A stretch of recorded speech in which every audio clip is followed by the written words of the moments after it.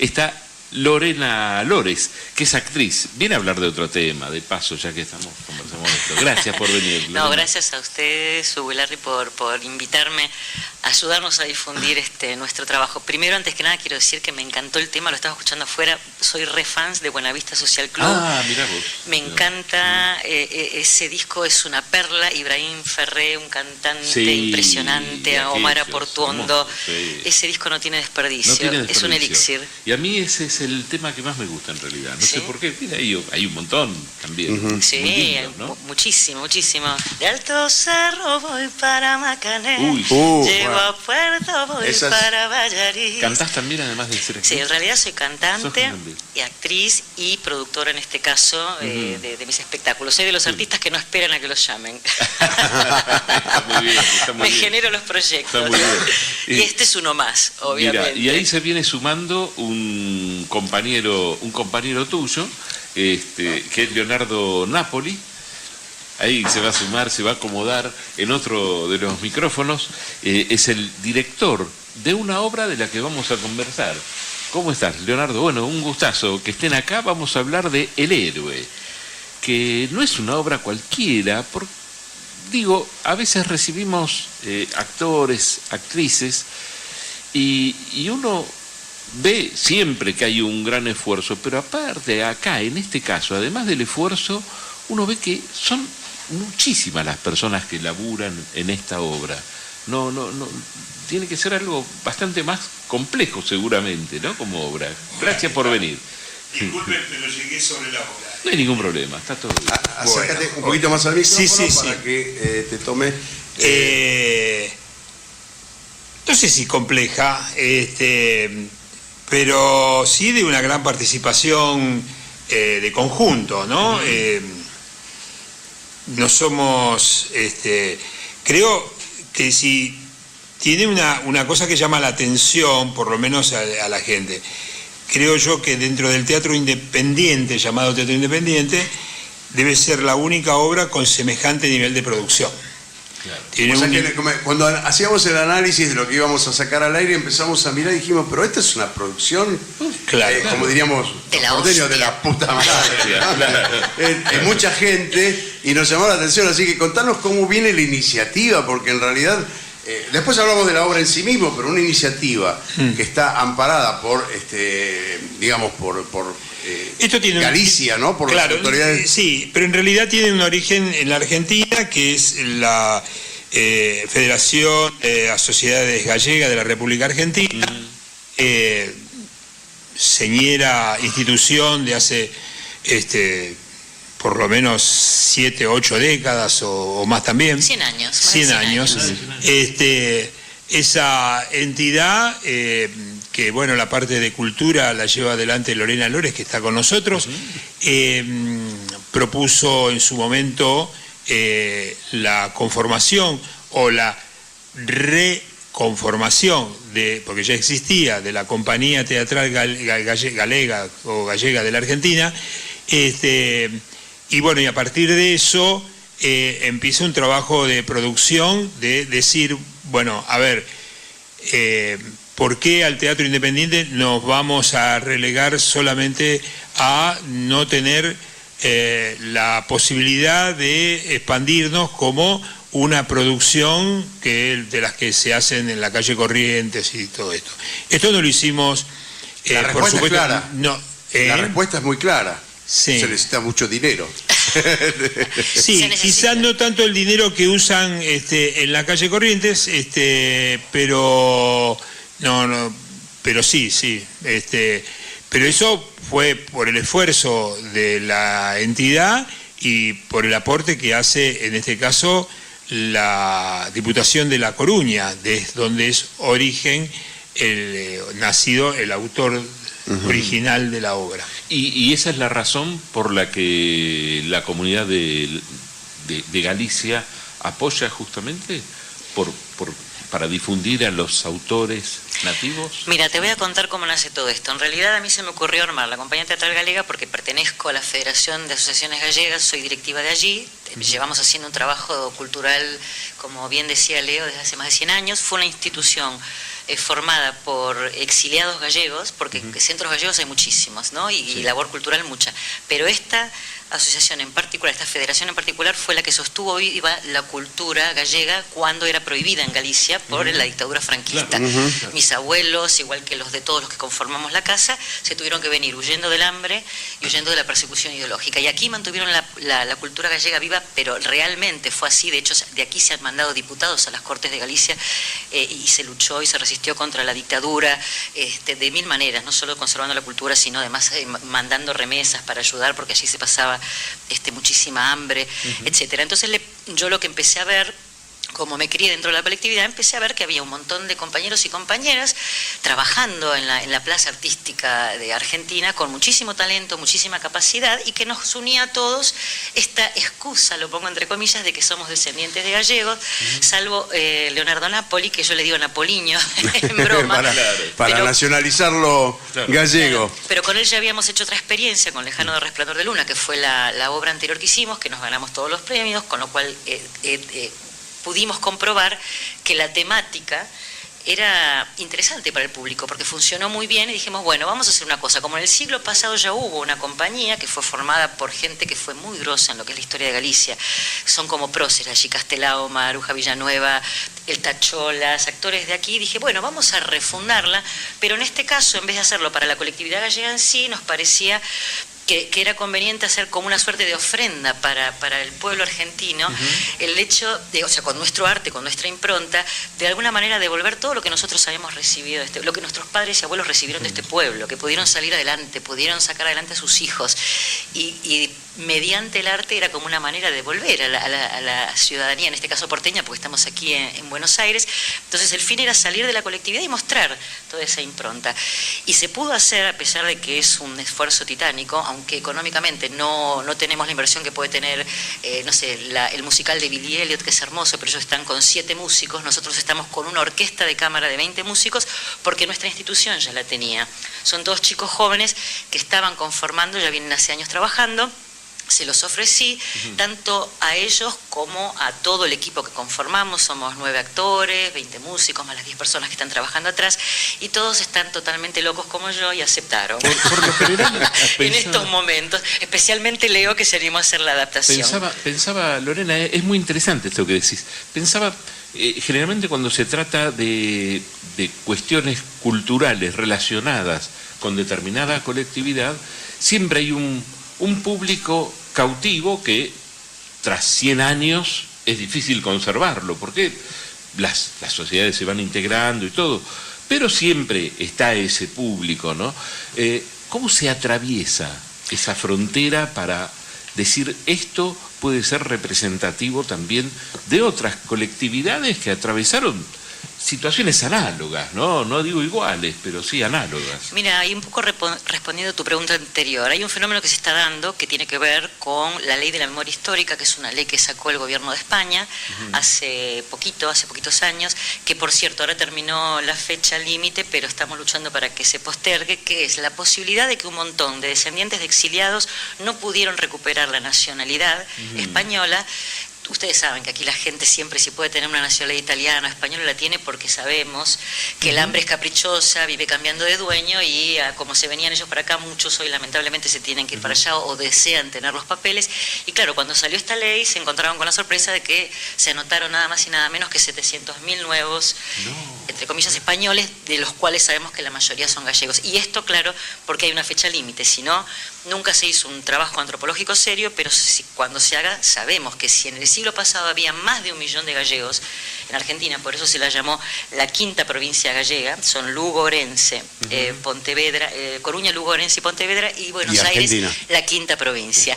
Entonces, calculamos que hay millones de descendientes de gallegos, y con Lejano Resplandor de Luna, la obra anterior, descubrimos que es, cuando vos hablás, como en este caso, que ya luego hablará Leo, el director, ¿no? Pero cuando vos hablás de lo que produce la guerra, lo que es el trabajo, la resistencia, la memoria, eso nos atraviesa a todos.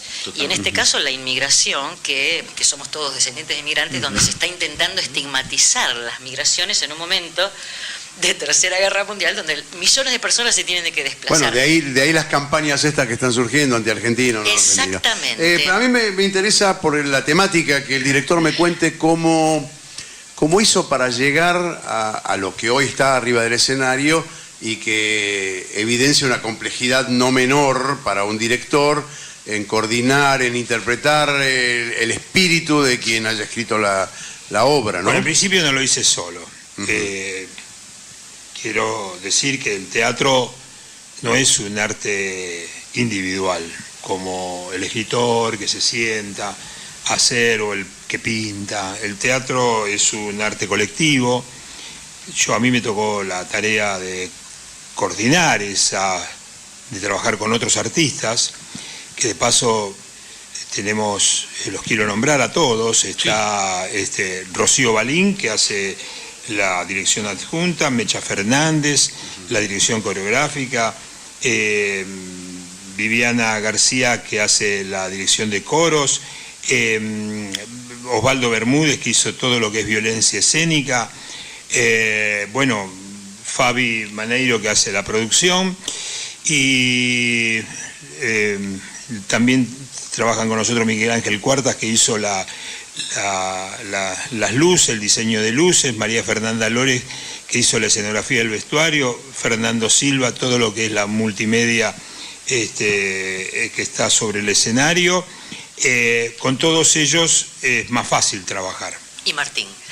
No, pero aparte de eso, a mí me tocó hacer un trabajo, lo dejé para el final porque lo quería destacar, que es Martín Pinola, un chico que, siempre lo digo acá y lo dijo siempre, cuando ella me dijo, va a ser Martín, yo que venía acostumbrado de trabajar con José Luis Castiñeira de Dios, con, Luis María Serra, con todos ellos, digo, ¿cuántos años tiene Martín? Pues yo lo tenía de vista.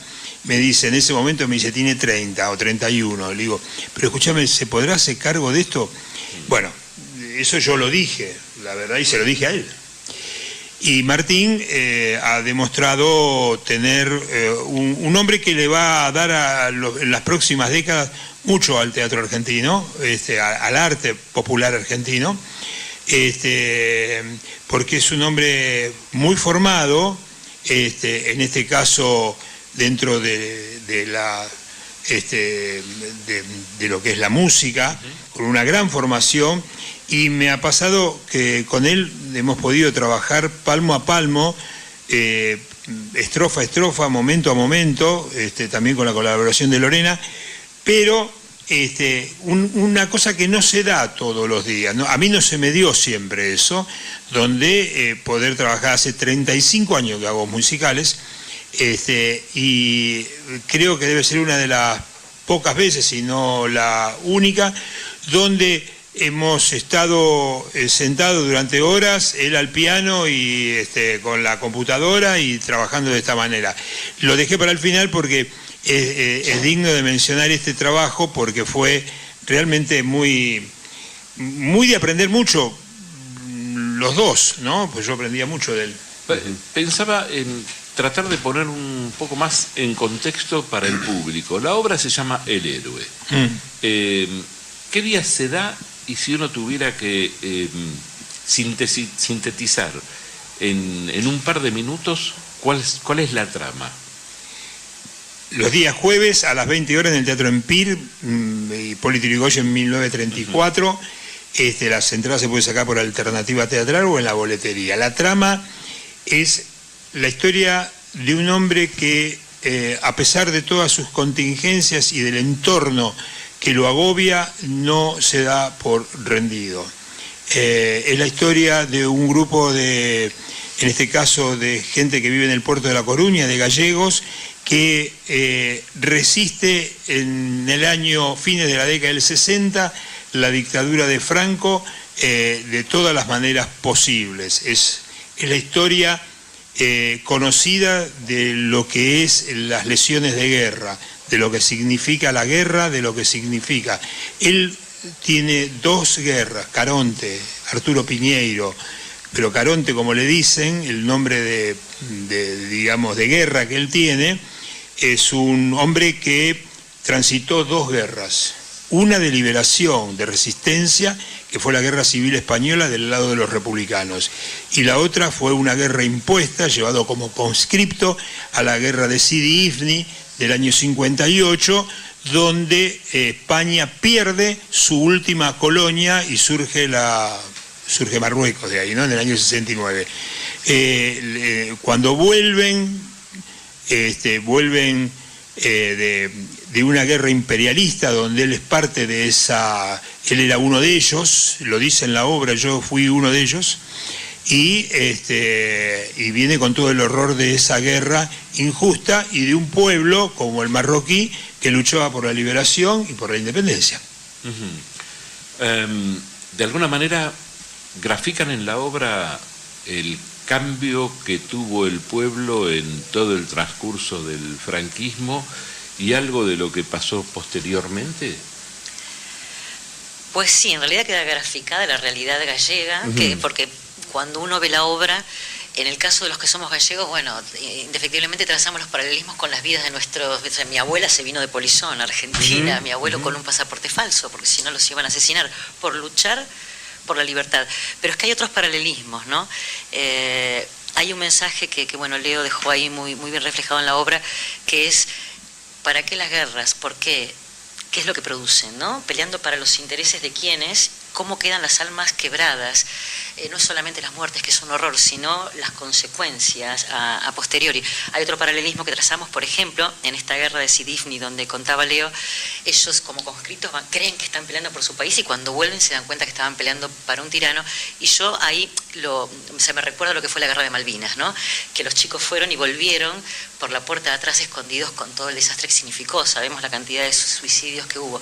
Pero en este caso, este grupo de personas pueden sobreponerse a eso y basan su resistencia en la solidaridad, en el trabajo mancomunado, algo que es característico de los pueblos en resistencia en general. Como nosotros ahora haciendo esta obra, es una manera de resistencia, porque probablemente si no nos hubiese apoyado la Diputación de La Coruña y la Federación de Asociaciones Gallegas, quizá no la podríamos haber llevado a la cartelera. Quizá no lo hubiésemos podido hacer. No la hubiéramos podido hacer perfectamente.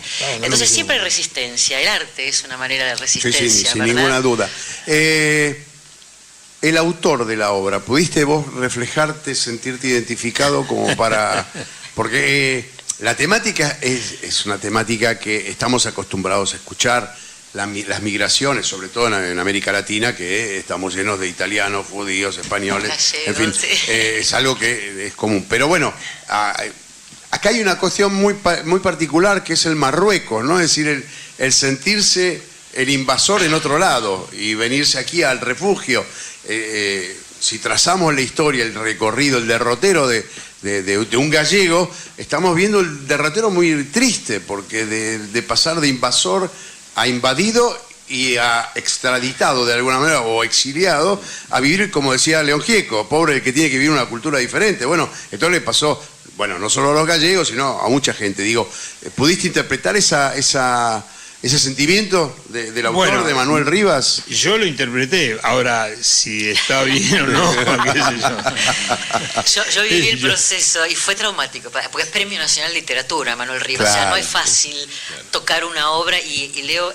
Tengo que decirlo, perdona, ¿no? Pero conservar el espíritu del que escribe, ¿no? Ha sido eso es lo especialmente respetuoso y yo he vivido sus procesos y, ay, Dios mío, ¿cómo tocó esto? Muy respetuoso, pero bueno, que lo cuente él. Porque, a ver, Manuel Rivas, es un hombre fundamentalmente de la poesía, de la novelística, es un hombre que viene de las letras, es un hombre... Y sus textos tenían, diría yo, una poética que metía miedo, porque metía miedo tocarla, y por otro lado había que construir una dramaturgia dentro de eso, que es otra cosa. Es decir, es otra cosa, donde los conflictos no son conflictos expositivos, sino que los conflictos se transitan. Quiero decir, no se habla de un conflicto, los conflictos se transitan. Entonces, esa fue la mayor tarea de interpretación, ver en lo explicativo de lo bellamente explicativo que tiene Manuel, transformar eso sin no sé, transformárselo en algo realista, cotidiano, naturalista, digamos, por decirlo de alguna manera, transformarlo en una cuestión de tipo dramática, ¿no? Es decir, y bueno, hubo que meter mano. Y aparte de eso, no nos olvidemos que estamos a 10.000 kilómetros de España, donde hay otra mirada, otras cosas. Es como si nosotros decimos Malvinas por decir algo y no hace falta explicar muchas cosas. Por ahí en otras partes del mundo hay que explicar. Bueno, Malvinas, no todo el mundo sabe que hubo una guerra. Entonces, al hacerlo acá, una de las cosas que sí observamos, yo por lo menos observé durante este tiempo que a mí en estos años, porque ya hace 5 o 6 años que estamos con Lorena trabajando trabajando estas temáticas. Sí, 2 más o menos. Sí, 2 sí. Entonces, una de las cosas que siempre pude ver, por cuestiones hasta personales, te diría que no vienen al caso ahora, de cómo atravesó a la sociedad argentina mucho lo que fue la Guerra Civil Española. Durante más de 50 años o 60 atravesó. Hoy ya prácticamente no quedan vestigios de eso, porque no quedan descendientes, sí, quedan descendientes, lo que no quedan es, o quedan muy poquititos participantes de aquello, y o los que lo eran muy chiquititos, entonces vinieron o se fueron por el mundo, qué sé yo, no quedan, solamente quedan los relatos. Pero sí lo que significó para la Argentina ese trayecto que fue la Guerra Civil Española y todo lo que marcó en la cultura argentina la Guerra Civil Española y todos los... Estamos escuchando a Leonardo Napoli, que es el director de El Héroe, que está sostenido de alguna manera por la colectividad gallega, y tenemos a nuestro lado a Lorena Lores, que es actriz y parte fundante de esta obra, creo, ¿no? El alma mater. Si les parece bien, vamos a hacer una pequeña pausa y vamos a seguir charlando, y volvemos con El Héroe, y con... Quédate con el vuelto. Ya mucho vuelto no hay. Con una temática que a mí me interesó muchísimo, ¿no? Que es la de las migraciones. Lo que estabas diciendo recién me hizo acordar también, mientras vos hablabas, a la película Mediterráneo, Italianos en una isla griega. Una maravilla de película, porque también tiene que ver con esto, ¿no? Con lo de ir a luchar por no saber qué y no saber si terminó o no terminó. Y para los gallegos no terminó. Pero vamos a una pausa y enseguida volvemos con Quédate con el vuelto. Señor Hugo Ullman, si le parece, me da el ok. Sí, tengo una pregunta, pero la de bueno, cuando volvemos. Sí, vamos a una pausa. Hey. Soy de donde nací, donde voy a morir, mi tierra santa.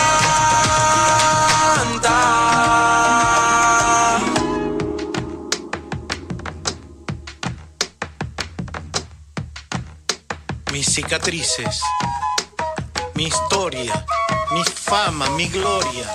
Bueno, ahí estamos, con Tierra Santa, que es una versión re linda esta, la de Trueno con Víctor Heredia. Y esa integración que propuso Trueno intergeneracional, invitando a artistas, ¿no? Artistas que podrían ser sus padres, algunos quizás hasta su abuelo, ¿no? Y los integra esa música, ¿no? Hay toda una generación de pibes que están cantando que son muy, muy buenos. Muy Lorena, buenos. hay, en relación a lo que estás diciendo vos, déjame hacer una pequeña postilla, porque es interesante, se relaciona con lo que vos decís, la búsqueda de la conexión entre los nietos. La primera generación, los hijos de los inmigrados, ¿no? De los exiliados de alguna manera, siempre ocultaron a sus hijos la bestialidad de los regímenes de los cuales huían, por diferentes razones, para no tener que cargarlos con esa tristeza, pero siempre fueron los nietos los que fueron a buscar las historias de sus abuelos. ¿Hay algo de cierto en eso? Discúlpame, pero me vino a la cabeza eso. Pero aguanta un poquito, porque yo iba a una pregunta que también se relaciona. Dale. Y que tiene que ver con una experiencia personal, porque, bueno, yo siendo bastante joven, viví en España un tiempo y estaba girando por diferentes lugares, mochilero, qué sé yo, bueno, y tuve ocasión de ver la plaza llena, se llama Plaza de Oriente en Madrid, con el último discurso de Franco, te diría fecha... Hostia. 1 de octubre del 75, te estoy hablando, y fuimos con un amigo, claro, argentinos, viniendo de un lugar sumamente politizado como nuestro país, y queriendo ver esa experiencia. Bueno, después salí, viajé también, bueno, me iba, mi centro, mi lugar era Madrid, pero me iba a diferentes lugares. El día, al mes y pico, fue cuando se murió Franco. Y yo en ese momento estaba en París. Y me enteré que murió y dije, esto no me lo tengo que perder, es histórico. Me tomé un tren y me fui a Madrid. Y lo viví. Y ponele que habrá sido, creo, casi con certeza, bueno, tengo una memoria lamentablemente que él sabe. Creo que era un miércoles esto. Y lo enterraron un domingo a la mañana. Y yo me acuerdo, los bares, y esto lo vi yo, viste, recorriendo los bares viejos de Madrid, veías a la gente hablando de fútbol como si nada, como si no hubiera pasado nada. El tema era, ese domingo también hubo fútbol, lo recuerdo, porque aparte era una cosa que nosotros puestos en argentinos, imaginábamos qué hubiera pasado aquí en ese momento. Y ahí había fútbol, seguía la vida y no se hablaba de Franco, digamos, ya a tal punto la represión que ni siquiera de esa muerte se habló. Eso que vos decís tiene mucho que ver también con la pregunta que hacía. Por eso le estaba uniendo. Porque de hecho hay una película que es muy interesante, que es De eso no se habla, ¿no? Ajá, sí. O El silencio de los otros. Es que si nosotros con una dictadura tan corta, como, entre comillas corta, porque el daño fue tremendo, dejó las secuelas que dejó, imagínense, 40 años. O sea, una generación diezmada. Y de la mejor gente, que era gente que luchaba por la democracia, por la libertad y por la justicia, nada más y nada menos. Yo creo que tanto allí como aquí, respondiendo un poco a las dos preguntas, había, primero, muchas personas que se habían acostumbrado, entre comillas, a vivir en eso. No se hablaba de eso porque corría riesgo tu vida. O sea, me cuenta mi abuela que de jovencita algunas madres iban a la iglesia a confesarse y le contaban, ay, mi hijo está en tal cosa y tal que el otro, y después iban y lo fusilaban porque los delataban los mismos curas, ¿no? Entonces había muchísimo miedo. Y aquí lo mismo, había mucha gente que prefirió no hablarle a sus hijos porque todavía traían el miedo en la piel, o muchos inclusive para no comprometerlos. Por ejemplo, el caso de mi padre no nos hablaba de política. De chiquitas, habiendo estado muy comprometido toda su vida, y aquí en la Federación de Sociedades Gallegas, cuando vino a los 18 años, no nos hablaba, pero viste, al final uno va para el mismo lugar, al poco tiempo uno empieza a indagar, a averiguar, y hoy nosotros somos directivos de la institución, seguimos la misma línea, con las mismas banderas de la lucha por la democracia y por la libertad, y allá también la cabra al monte tira. Exactamente, ¿no? Sacaste la frase, la cabra al monte tira, y allí pasó lo mismo. Si bien vos veías gente como que parecía que no pasaba nada, pero yo sé de millones de personas que destaparon el champagne, tanto allí como aquí, cuando murió el dictador. Claro. Lo que pasa es que a lo mejor no se veía. De hecho, todavía, fíjate si el miedo hizo mella en la población, que en España no se juzgó a nadie por el gran genocidio. ¿Qué es cierto? Aquí en la Argentina podemos orgullosamente decir que somos el único país luego de, lo que pasó con el nazismo en Estados Unidos con los nazis. Los nazis fueron incorporados a la vida tecnológica. Exacto. Acá, en Estados Unidos, en Francia. Exacto, pero bueno, digamos que se juzgó a genocidas, y aquí en Argentina también, quizá nunca suficiente, pero se hizo, y eso no es poco, ¿no? No es poco, o sea, hay que rescatarlo eso, ¿no? Son pueblos que han sabido seguir luchando por la justicia, y seguimos luchando, porque las pruebas si no se lucha, vuelven. Le está pasando en España y está pasando aquí también. Es cierto. Como esta es una obra... Con la derecha también. Claro, y ahora estamos complicados a nivel mundial. Pero como estamos hablando de una obra que tiene estas implicancias, pero también conserva la estructura de una teatral, de una comedia teatral, de una... la pregunta para el director es cómo se eligen los actores, porque tienen que ser el actor de la comedia musical no es el actor del arte dramático que estamos acostumbrados, sino que tiene que tener una ductilidad por sobre la actuación misma, ¿no? En principio, a ver, yo siempre tiendo a desmistificar cosas, ¿no? Es decir, siempre es un grupo de compañeros, a muchos de ellos los conocemos de hace montones de años. No somos de los que tomamos casting de cientos de personas para elegir, para hacer solamente promoción de la obra, y no queda nadie de esos. ¿Imaginás en este papel quién iría? ¿Ese es el laburo? No, uno elige por un montón de temas. Es decir, obviamente que si no cantás, es imposible de que... Es decir, algo tenés que cantar, o no lo hacemos cantar.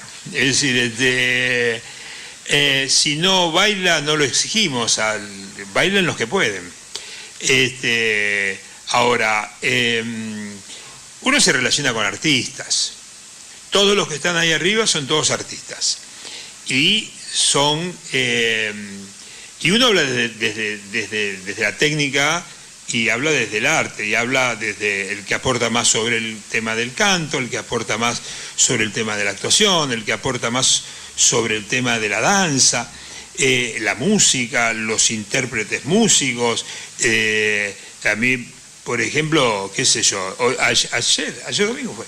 Ayer estaba hablando con Martín, con el director, que siempre charlamos, dedicamos varias horas a hablar por teléfono los fines de semana.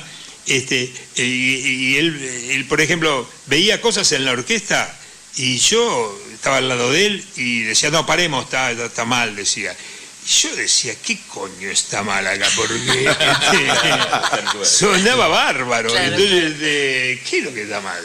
Y bueno, no hay una cosa que uno diga, bueno, a ver, estamos haciendo la selección que va a ir a jugar el Mundial de Teatro Musical a Europa. No. En principio tratamos de juntar a buena gente, buenos compañeros, que puedan comprender de qué es lo que estamos hablando. En principio el trabajo del artista es eso. Lo primero que te tiene que pasar es que vos comprendas, sepas y adhieras a lo que estás haciendo. Sería raro que alguien, lo haga profesionalmente solamente si no adhiere. Mi inquietud es juntar las dos partes, porque por un lado tenés que respetar el espíritu del autor de la obra, por otro lado tenés que poner a gente en escena que afirme tu interpretación del autor. Es que entonces, no es digo, tu responsabilidad es enorme. Sí, lo ha sido, yo lo asumí, pero también uno se va modificando, porque es un trabajo dialéctico, no es un trabajo, no es absolutamente direccional. La obra se ha cambiado hasta 48 horas antes del estreno, digamos, ¿no? Es decir, no hay una cosa que uno dice, bueno, mira, esto es así, ante la propuesta de algunos, o la propuesta de algunas, ante las comodidades de unos o de otros. Las cosas se van cambiando, te van haciendo ver. Hay cosas que uno no las veía. ¿Por qué? Porque las tenés todo el tiempo a mano y no las ves, y hay otros compañeros que te lo señalan. En fin, es un trabajo de conjunto, no es tan... Igual aclaremos que hay unas voces magníficas, o sea, hay actores que por ahí cantan menos, pero que tienen un histrionismo tremendo. Las chicas, por ejemplo, es intergeneracional también, porque vemos mayores y hay gente muy joven. Las chicas medias berbellas, por ejemplo, son unas pibitas divinas que a uno lo nutren de energía, pero que cantan como Dios. O sea, él logró el equilibrio justamente entre el histrionismo, el canto, la danza, llevando a cada uno al máximo de lo que puede rendir cada uno, ¿no? Pero porque no era una obra musical originalmente, o sea, todo el trabajo es convertir la obra de Manuel Rivas en un musical al estilo, en este caso al estilo Argento, ¿no? Porque eso hay que recalcarlo también, no es un music hall de Broadway. Les quiero hacer una pregunta a ambos, porque nos quedan muy poquitos minutos, sí. y de golpe la conversación a veces uno la propone y va derivando por diferentes temas. A lo largo de toda esta entrevista, ¿sienten que difundieron lo que querían? ¿Les falta algo? ¿Hay algo que les gustaría decir que no les preguntamos? A mí lo que me gustaría agregar es que estoy observando en el público cuando vienen a ver la obra que salen encantados, además de emocionados, pero sobre todo quedan asombrados por la puesta en escena que hemos hecho. Y esto me parece importante rescatarlo. O sea, no solo la calidad, sino también la apuesta que hemos hecho, como dije en un principio, que estamos todos loques, que nos hemos subido a esta epopeya colectiva, que si no fuera por la voluntad de las 40 personas que estamos laburando, no sería posible. Más de somos. 40. Más de Bueno, 40. Bueno, Casi pará, pero yo quiero saber algo.